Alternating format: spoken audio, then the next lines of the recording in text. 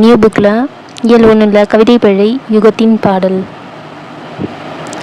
மொழி ஆதி அடையாளமாக இருக்குது.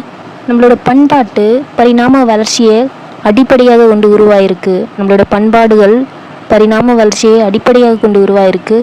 ஒரு இனத்தோட மையப்புள்ளி மொழி அப்படின்னு சொல்கிறாங்க. தாய்மொழியாம் தமிழ் மொழியின் வேர். நம்மளோட தாய்மொழியான தமிழ் தான் நம்மளுக்கு வேர் அப்படின்றாங்க. சங்கத்தில் பழைய சங்க காலத்தில் தொடங்கி இன்றைய காலம் வரைக்கும் எந்த ஒரு இடர் எல்லா துன்பத்தையும் கலைச்சு உயர்தனி செம்மொழியாக நின்றுட்டுருக்கு நம்மளோட மொழி. இதில் நம்மளோட மொழி பேச்சு மொழிக்கும் கவிதை மொழிக்கும் உள்ள தனித்தன்மைகளை பல்வேறு படைப்பாளர்களின் கருத்துக்களின் வழி புரிந்து கொள்ளுதல். அதாவது பேச்சு மொழிக்கும் கவிதை மொழிக்கும் தனித்தனி தன்மைகள் இருக்கும். பேச்சு மொழிக்கும் கவிதை மொழிக்கும் அந்த தனித்தனி தன்மைகளை படைப்பாளர்களின் அதை சொல்லி பேச்சு மொழியில் பேசியிருக்கிறவங்க இருக்காங்க, கவிதை மொழியில் சொல்லியிருக்கிறவங்க இருக்காங்க. ஸோ அவங்களோட படைப்புகளை தனித்தனி கருத்துக்களை நம்ம புரிந்து கொள்ளுதல் தான் இந்த பார்க்க போகிறோம்.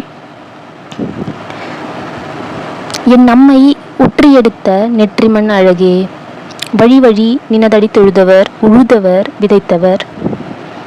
அதாவது தொழுதவர் உழுதவர் விதைத்தவர் வியர்த்தவர்கள், அதை வேலை செஞ்சு வியர்த்தவர்களுக்கெல்லாம் நிறைமணினா தந்தவளே அப்படின்னும் போது காசு கொடுத்தவளே அப்படின்றது. உனக்கு பல்லாண்டு பல்லாண்டு பல்லாயிரத்தாண்டு பாடத்தான் வேண்டும். உனக்கு எவ்வளவு ஆண்டுகள் பாடத்தான் வேண்டும்ன்ற மாதிரி உன்னை புகழ்ந்து பாடத்தான் வேண்டும்ன்ற மாதிரி சொல்கிறாங்க. காற்றிலேறி கனைக்கடலை நெருப்பாற்றை மலை முகடுகளை கடல் ஆறு மலைமுகடு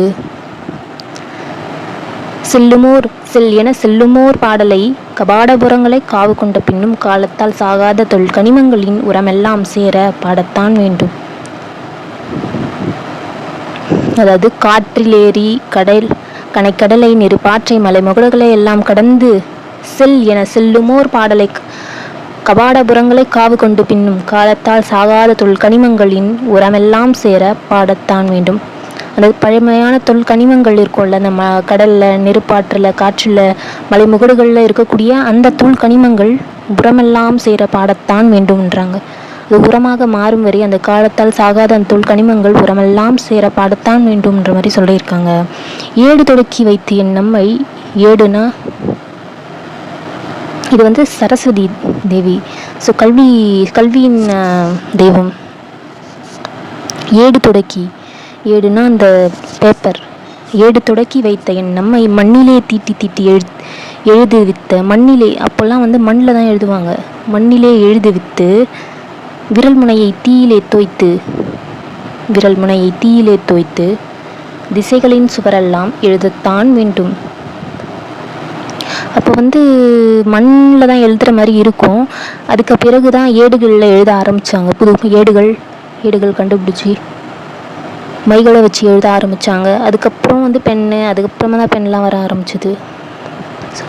திசைகளிலெல்லாம் சுவர்களில் எழுத ஆரம்பித்தாங்க. சாக் பீஸ் கண்டுபிடிச்சி அதுக்கப்புறம் கொஞ்சம் கொஞ்சமாக இம்ப்ரூவ்மெண்ட் ஆகி இப்போ ரொம்ப அட்வான்ஸ் டெக்னாலஜியில் போயிட்டுருக்கோம்.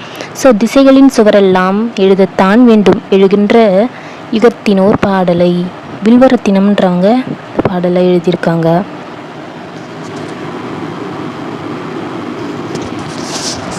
புது கவிதையோட விளக்கம். மரபு சார்ந்த செய்யுள்களின் கதை. மரபு சார்ந்தன்னா அது ஃபுல் என்ன பேஸ் பண்ணி இருக்கும்னு பார்த்தீங்கன்னா ஃபுல் இலக்கணத்தை பேஸ் பண்ணி இருக்கும். மரபு சார்ந்த செய்யுள்களின் கட்டுப்பாட்டுகளில் இருந்து விடுவித்து கொண்ட கவிதைகளை புது கவிதைகள்னு சொல்கிறாங்க. படிப்போரின் ஆழ்மனத்தில் புது கவிதை ஏற்படுத்தும் தாக்கம். அது நம்மளுக்கு ஒரு தாக்கத்தை ஏற்படுத்தணும்.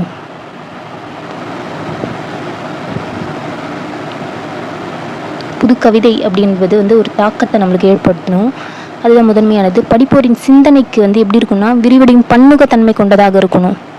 அந்த சிந்தனையை விரிவடையக்கூடிய பன்முகத்தன்மை கொண்டதாக இருக்கணும். அதனுடைய கவிதைகளோட வரிகள். எளியவர்களும் தம் உணர்ச்சிகளை கவிதை வாயிலாக வெளிப்படுத்தும். எளியவர்களும் கூட தன்னோட கவிதைகள் வாயிலாக தன்னோட உணர்ச்சிகளை வெளிப்படுத்தக்கூடிய வாய்ப்பு புது கவிதையில் இருக்குன்ற மாதிரி சொல்லியிருக்காங்க. கவிஞர் சு. வில்வரத்தினம் யாழ்ப்பாணத்தில் உள்ள இது வில்வரத்தினம் அவர் எழுதியிருக்காரு. அவரோட இன்ஃபர்மேஷன் என்னன்னா, இவர் யாழ்ப்பாணம், கேரளாவில் இருக்க யாழ்ப்பாணத்தில் பூங்கடு தீவில் பிறந்திருக்காரு. வில்வரத்தினம் இவர் ஒரு கவிஞர். இவருடைய கவிதைகள் மொத்தமாக உயிர்த்தெழும் காலத்துக்காக எனும் 2001 உயிர்த்தெழும் காலத்துக்காக அப்படின்ற தலைப்பில் இவரோட கவிதை தொகுக்கப்பட்டுள்ளது. இவர் கவிதைகள் இயற்றுவதுடன் சிறப்பாக இவர் பாடும் திறனும் கொண்டிருக்காரு. 2 கவிதைகள் இருந்து தேர்ந்தெடுத்த பகுதிகள் தான் நம்மளுக்கு பாடமாக கொடுத்துருக்காங்க. இவரோடதுல தன் இனத்தையும் மொழியையும் பாடாத கவிதை, தன்னோட இனத்தையும் மொழியும் பற்றி பாடாத கவிதை வேறில்லாத மரத்தை போன்றிருக்குது, கூடில்லாத பறவையை போன்றிருக்கு. தன்னோட இனத்தையும் மொழியையும் பாடாத கவிதை நம்ம பாடலைன்னா வேறே இல்லாத மரம் எப்படி வளரும், கூடில்லாத பறவை எப்படி இருக்கும்? அதுதான் ரசூல் கம்ஸ்தேவ் நம்மளுக்கு சொல்லியிருக்காரு. வேறில்லாத மரம், கூடில்லாத பறவை.